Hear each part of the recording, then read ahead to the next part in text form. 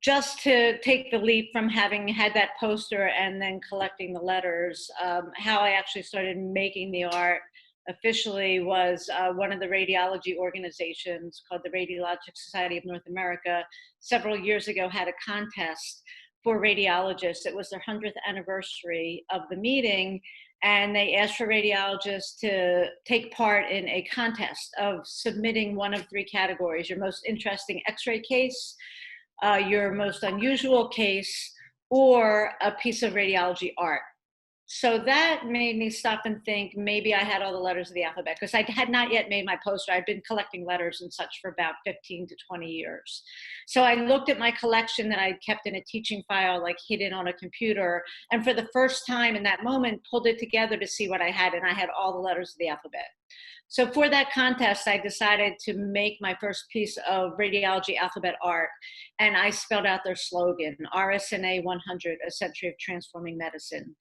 And I submitted it, and I didn't win by popular vote, but that organization, the RSNA, chose it for honorable mention, and it was displayed in Chicago in a big Centennial Pavilion. So what was amazing to me is my first piece of art using these images was acknowledged in an international meeting. So once I did that, people I knew started asking if I could write their name or make pieces for their children or make pieces for teachers. I learned the demand for this art was instantly there without even putting it out there more officially. So once that started happening and more people saw it, I started making my own pieces that I felt inspired to make. And then because of the interest, I started bringing it out there to medical shows and art shows, and would also share it with patients, but basically anybody who saw it, interestingly connected right away to it, because all of the art comes from inside of our bodies and we all have the same anatomy. So like if I bend my elbow, you'll see the letter L on it. And if you bend your elbow on an x-ray, you'll see the letter L in you. So instantly everybody was connecting. With patients, what I found is when I have the art in the area, it's an interesting conversation piece.